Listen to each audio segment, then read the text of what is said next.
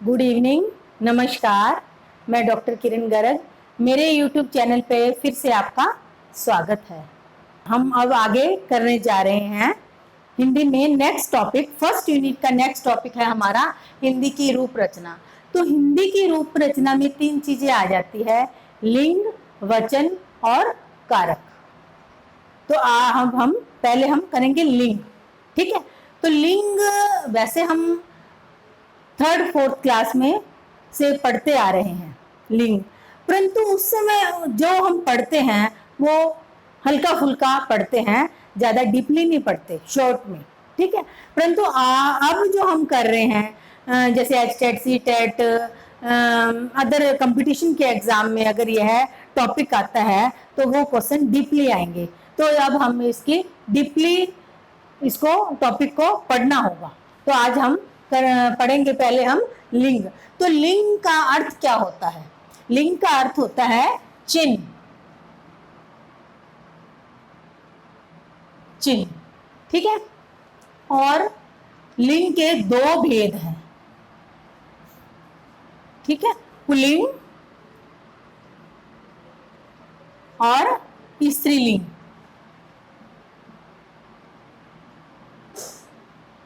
तो लिंग जिन शब्दों से हमें यह पता चले कि स्त्रीलिंग के लिए व्यक्ति मतलब स्त्री के लिए प्रयोग हो रहा है या पुरुष के लिए प्रयोग हो रहा, वो तो हो गया लिंग, ठीक है। उसके बाद फिर इसके 2 भेद हो गया, पुल्लिंग और स्त्रीलिंग।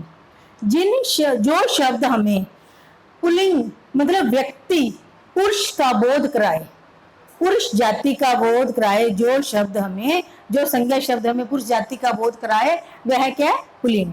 और जो शब्द हमें स्त्री जाति का बोध कराए वह स्त्रीलिंग होते हैं, ठीक है। तो जैसे पुल्लिंग है जो पुरुष जाति का बोध कराए हैं, बालक, सूर्य, चंद्रमा, ये सारे क्या आ गए? पुल्लिंग में आ गए। इसी तरह स्त्रीलिंग में है बालिका, ठीक है, कुर्सी। तो इस टाइप से हम जो शब्दों का प्रयोग करेंगे वह हमें स्त्री जाति का बोध कराते हैं, ठीक है। और इसके साथ साथ क्या है, कुछ चीजें होती है सजीव और कुछ होती है निर्जीव। तो जो प्राणी वाचक शब्द होते हैं उसमें तो ज्यादातर हमें पता चल जाता है कि यह स्त्री जाति शब्द है या पुरुष जाति, मीन्स लिंग शब्द है या पुल्लिंग।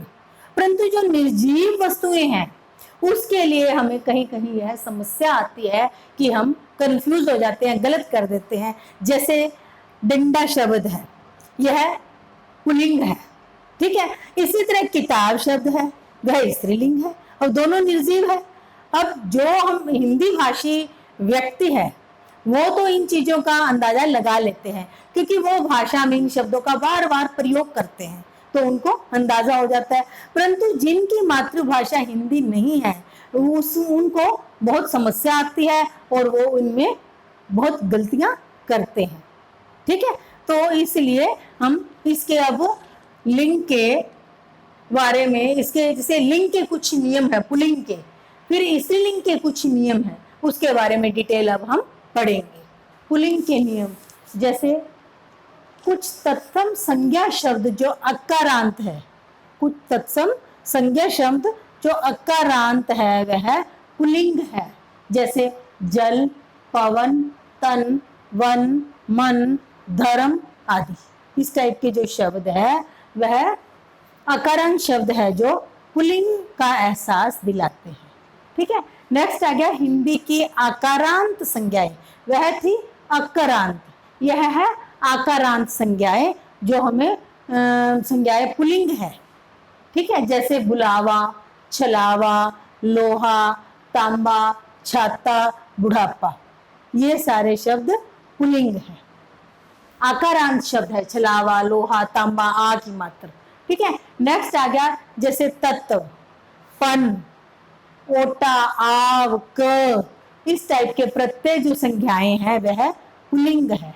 जैसे बचपन, महत्व, लेखक, लड़कपन, मुखौटा, ये सारे जो प्रत्यय वाले जो शब्द है वह पुल्लिंग का एहसास दिलाते हैं। नेक्स्ट आ गया फिर पर्वतों, पर्वतों, सागरों और देशों और महाद्वीपों के नाम है जो वह पुल्लिंग संज्ञाएं हैं, जैसे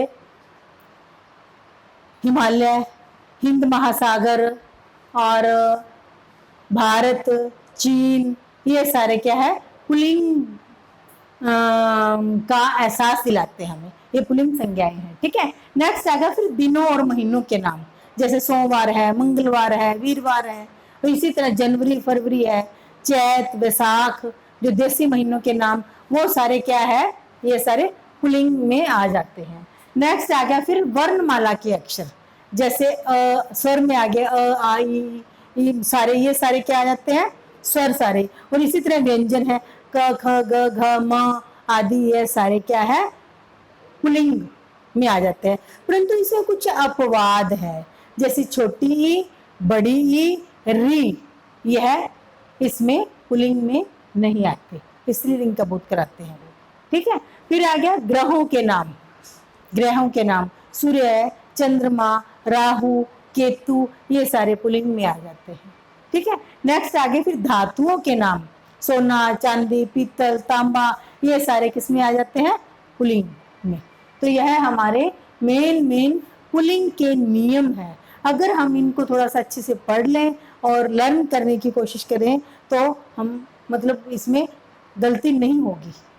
ठीक है, आगे हम करेंगे स्त्रीलिंग के नियम। पहले हमने किए थे पुल्लिंग के नियम, तो कुछ स्त्रीलिंग के नियम है, अगर हम उनको थोड़ा सा लर्न कर ले, ध्यान में दे दे तो मिस्टेक नहीं होगी। जैसे तत्सम इकारांत संज्ञाएं, उसमें थे अकारांत, अकारांत और आकारांत संज्ञाएं थी।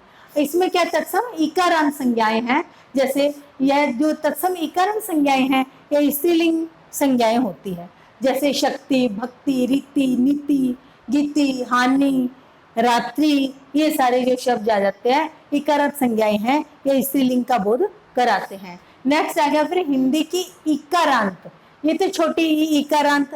फिर ये आ गया इकारांत संज्ञाएं, यह भी स्त्रीलिंग होती है, जैसे चीनी, इलायची, चांदी, बीमारी, रोटी, ये सारी इकारांत संज्ञाएं हैं, यह स्त्रीलिंग का बोध कराती है। नेक्स्ट आ गया ऊ, जिन शब्दों के अंत में ऊ होता है, ऊ अंत वाली तत्सम संज्ञाएं हैं जो वह भी स्त्रीलिंग होती है, जैसे मृत्यु, ऋतु, वस्तु, धातु आदि, ये सारी स्त्रीलिंग का बोध कराते हैं। नेक्स्ट आ गया फिर जिन शब्दों के अंत में या, आवट, आई, आस प्रत्यय लगते हैं वह भी स्त्रीलिंग संज्ञाएं होती है, जैसे दिव्या, बनावट, बुराई, मिठास, ये सारे शब्द क्या स्त्रीलिंग का बोध कराते हैं। ठीक है, नेक्स्ट आ गया फिर नदियों, झीलों के नाम, जैसे गंगा, यमुना, नर्मदा, ये सारी जो नदियां, जो झीलें हैं, ये सारे हम स्त्रीलिंग का बोध कराते हैं। ठीक है, नेक्स्ट आ गया फिर तिथियों के नाम, जैसे प्रथमा, द्वितीय, एकादशी, पूर्णिमा, अमावस्या, ये सारी तिथियां स्त्रीलिंग में आ जाती हैं। फिर नेक्स्ट आ गया नक्षत्रों के नाम, जैसे रोहिणी है, कृत्तिका नक्षत्र है, ये सारे स्त्रीलिंग में आ जाते हैं। फिर भाषा, बोलियां, लिपि, ये सारी स्त्रीलिंग में आ जाती है। भाषा जैसे हिंदी, पंजाबी, अदर दूसरी भाषाएं, ये सारे मतलब उसमें आ जाती है स्त्रीलिंग में। और बोली बांगरू, हरियाणवी, और लिपि जैसे देवनागरी होगी, गुरमुखी लिपि होगी, ये सब स्त्रीलिंग में आ जाते हैं।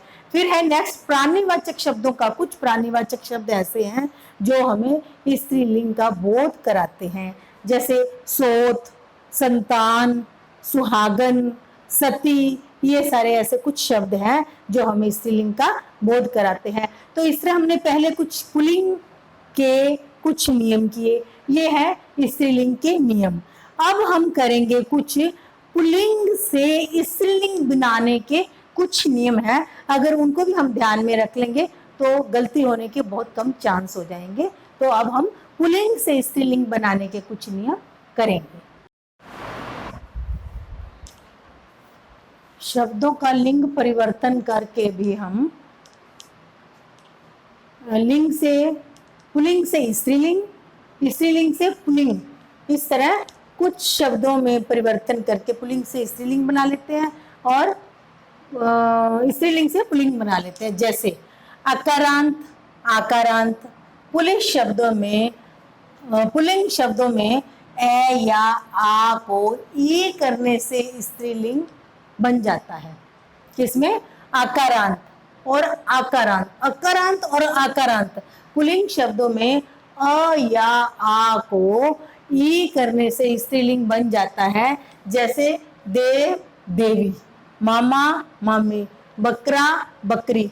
तो यह क्या है?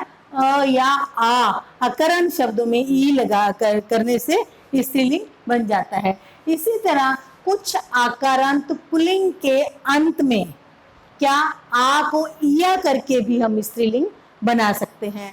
जैसे बूढ़ा आकारांत हो गया, बुढ़िया ई या करके, बूढ़ा का बुढ़िया, खाट खटिया, कुत्ता कुतिया।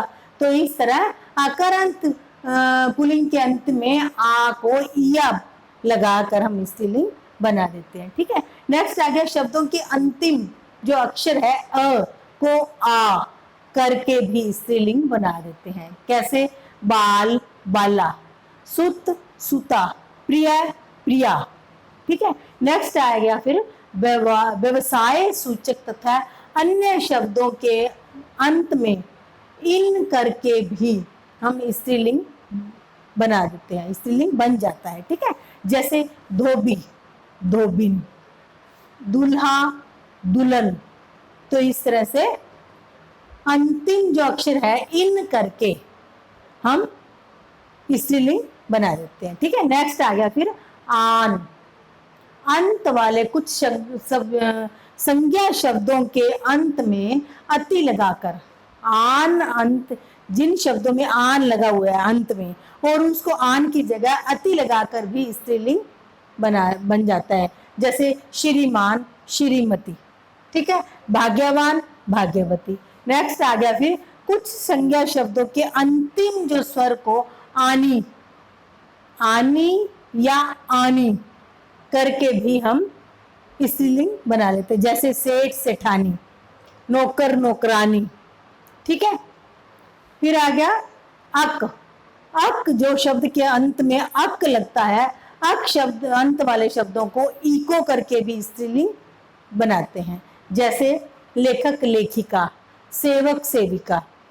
ठीक है। तो यह थे कुछ शब्दों के लिंग परिवर्तन। मीन्स पुल्लिंग से हम स्त्रीलिंग बनाते हैं और स्त्रीलिंग से पुल्लिंग बन जाता है कुछ शब्दों में परिवर्तन करने से। हाँ जी। नेक्स्ट है कुछ संज्ञा शब्दों के अंत में नी लगाने से स्त्रीलिंग बन जाता है। जैसे शेर, शेरनी, शेरनी, सिंह, सिंहनी। ठीक है। तो इस तरह कुछ संज्ञा शब्दों के अंत में नी लगाने से स्त्रीलिंग बन जाता है। नेक्स्ट आ गया कुछ संज्ञा शब्दों में इनी, इनी कर देने से, मतलब इनी लगाने से स्त्रीलिंग बन जाता है। हाथी, हथीनी, तपस्वी, तपस्विनी, योगी, योगिनी। ठीक है। नेक्स्ट आ गया कुछ संज्ञा शब्दों के अंत में ता को त्री करने से स्त्रीलिंग बन जाता है। नेता, नेत्री, अभिनेता, अभिनेत्री। ता को त्री करने से स्त्रीलिंग बन जाता है। फिर आगे कुछ शब्द ऐसे हैं जिनका स्त्रीलिंग रूप पुल्लिंग से अलग होता है। जैसे माता पिता, भाई बहन। ठीक है। तो यह बिल्कुल अलग होता है, आदमी, औरत। ठीक है। नेक्स्ट आगे कुछ शब्द ऐसे होते हैं जो पुल्लिंग से स्त्रीलिंग बनाने के लिए उससे पहले जो शब्द होता है उससे पहले नर या मादा, जैसे पुल्लिंग से स्त्रीलिंग बनाने के लिए मादा जोड़ दिया जाता है। जैसे चीता, मादा चीता। ठीक है। उल्लू, मादा उल्लू। इसी तरह ही कुछ शब्द पुल्लिंग बनाने के लिए नए शब्द हम क्या जोड़ते हैं? नर शब्द। स्त्रीलिंग से पुल्लिंग बनाने के लिए हम, जैसे मछली है, नर मछली। ठीक है। गिलहरी है, नर गिलहरी। तो इस तरह से हम स्त्रीलिंग बनाने के लिए नर शब्द जोड़ा जाएगा और पुल्लिंग बनाने, स्त्रीलिंग से पुल्लिंग बनाने के लिए मादा शब्द। पहले शब्द से पहले प्रयोग होगा। तो इस तरह से हमने कुछ पुल्लिंग से स्त्रीलिंग बनाने के लिए, स्त्रीलिंग से पुल्लिंग बनाने के लिए कुछ नियमों के बारे में पढ़ा। ठीक है, तो अगर वैसे तो ये देखो जो लिंग टॉपिक है ये वेरी इजी और सिंपल टॉपिक है, ठीक है, परंतु जो ये हायर एग्जामिनेशन हो गए, जैसे हायर लेवल के एग्जामिनेशन हो गए, उसमें ये सिंपल क्वेश्चन नहीं पूछे, थोड़े डीपली पूछे जाते हैं, जिसके लिए हमें डीपली ही स्टडी करनी पड़ेगी। तो इस टॉपिक को अगर हम थोड़ा गहराई से पढ़ेंगे तभी फायदा है, और इसको अगर थोड़ा सा ध्यान से पढ़ लोगे, टाइम दे दोगे और एक आधी बार रिविजन कर लोगे, तो लिंग का कोई भी क्वेश्चन आ जाएगा, उसमें गलती के चांस नहीं रहेंगे। आपका यह टॉपिक बहुत अच्छे से क्लियर हो जाएगा। आगे हम करेंगे इसी में नेक्स्ट टॉपिक वचन।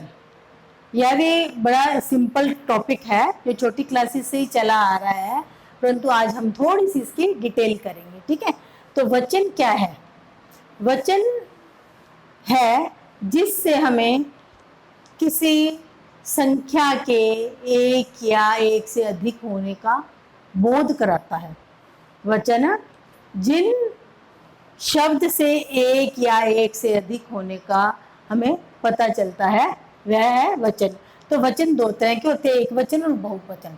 जिन शब्दों से किसी व्यक्ति या वस्तु के एक होने का बोध हो तो वह होता है एक वचन, जैसे लड़का, भारत। ठीक है, फिर है बहुवचन। बहुवचन जिन शब्दों से किसी व्यक्ति या वस्तुओं के एक से अधिक होने का बोध होता है, ज्ञान होता है, वह बहुवचन हो गया। जैसे लड़के, ठीक है, नदियां, तो यह हो गया बहुवचन। फिर हम आगे करेंगे वचन की पहचान। तो वचन की पहचान संज्ञा या सर्वनाम शब्दों से ही हमें वचन की पहचान हो जाती है। जैसे हम वाक्य पढ़ते हैं या बोलते हैं, उसके संज्ञा या सर्वनाम शब्दों से ही हमें पता चल जाता है कि यह एक वचन है या बहुवचन। जैसे गाय घास खा रही है, ठीक है, वह खाना खा रहा है। गाय घास खा रही है, वह खाना खा रहा है। तो इसमें क्या हो गया? एक वचन का बोध हो रहा है। ठीक है, इसी तरह लड़के दौड़ रहे हैं, तो संज्ञा से या सर्वनाम से पता चला है कि यह बहुवचन है। लड़के दौड़ रहे हैं, वह खाना खा रहा है, वे खाना खा रहे हैं, ये बहुवचन हो गया।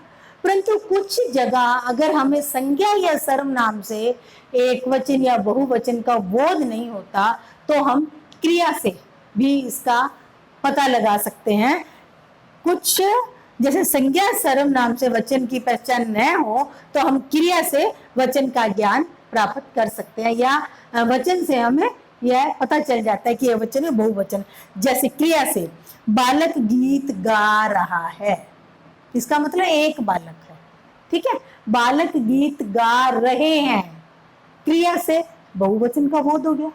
ठीक है, तो इसी तरह है खरगोश उछल रहा है, इट मीन्स एक खरगोश है।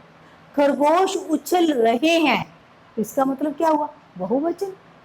ठीक है, तो इस तरह से वैसे तो हमें संज्ञा या सर्वनाम से ही पता लग जाता है, परंतु कई बार संज्ञा सर्वनाम से नहीं भी पता चलता तो क्रिया से इस बात का बोध हो जाता है कि यह एक वचन है या बहुवचन।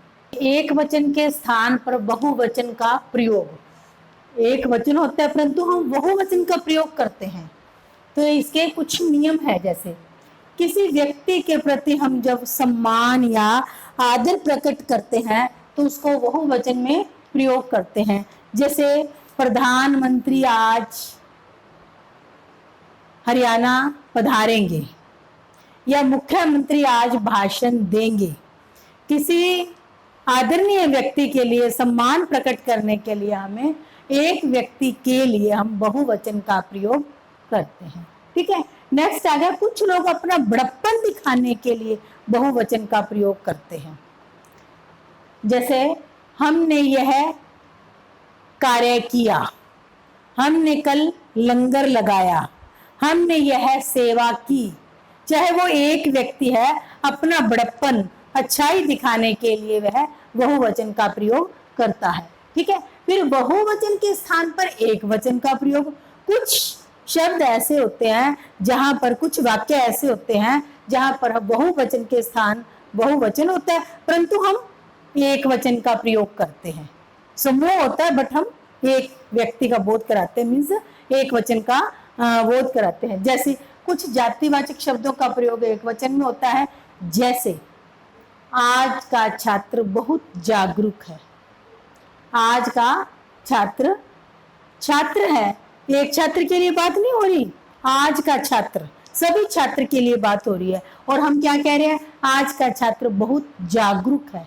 तो सभी छात्रों के लिए, जाति छात्र जाति के लिए हम बात कर रहे हैं, और जागरूक है तो यहाँ क्या आ गया, एक वचन का बोध हो रहा है, मीन्स एक वचन का प्रयोग कर रहे हैं हम, बहुवचन में एक वचन का प्रयोग कर रहे हैं। इसी तरह वृग, वर्ग, दल, समूह के लिए हम एक वचन का प्रयोग करते हैं। जैसे मित्र वर्ग सहमत है, इस कार्य के लिए मित्र वर्ग सहमत है। मित्र वर्ग क्या है, ग्रुप है, समूह है, बहुत सारे मित्र हैं, परंतु हम लिख क्या रहे हैं, सहमत है। जैसे हम एक ही मित्र की बात कर रहे हैं, एक ही व्यक्ति की बात कर रहे हैं, एक वचन का प्रयोग कर रहे हैं। इसी तरह है अध्यापक वर्ग इस कार्य के लिए तैयार है।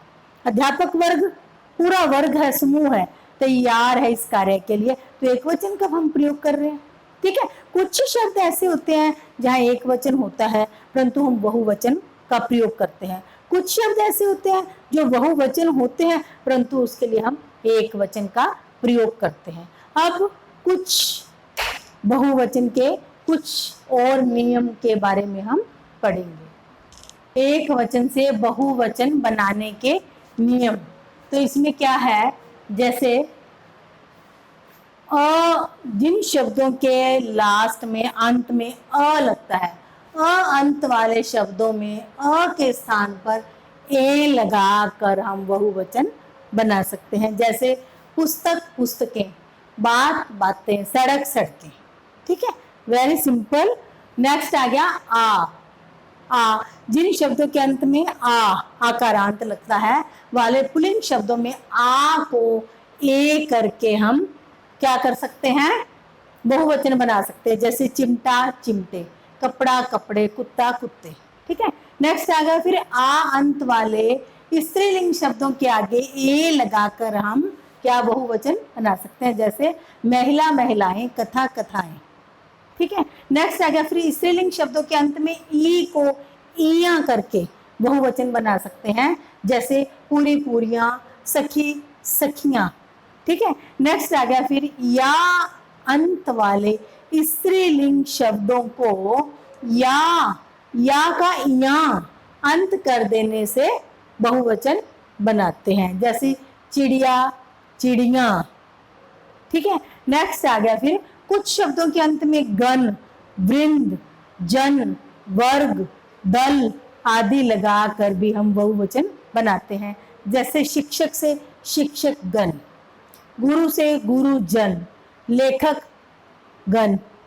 ठीक है, इस तरह से गण, वृंद, जन, वर्ग, दल आदि शब्दों का प्रयोग करके हम एक वचन से बहुवचन बनाते हैं। शिक्षक से शिक्षक गण, गुरु से गुरुजन। नेक्स्ट आ गया अंत में ऊ, छोटा ऊ और बड़ा ऊ के साथ ए लगाने से बहुवचन बनाएंगे, और इसके साथ साथ हम ऊ जो बड़ा ऊ है उसका कभी कभी छोटा ऊ भी बन जाता है बहुवचन बनाते समय।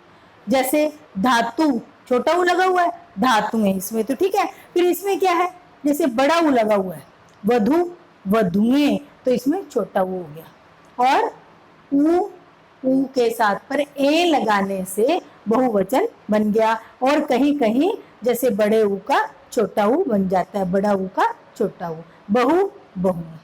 ठीक है, इस तरह के कुछ नियम है वचन के।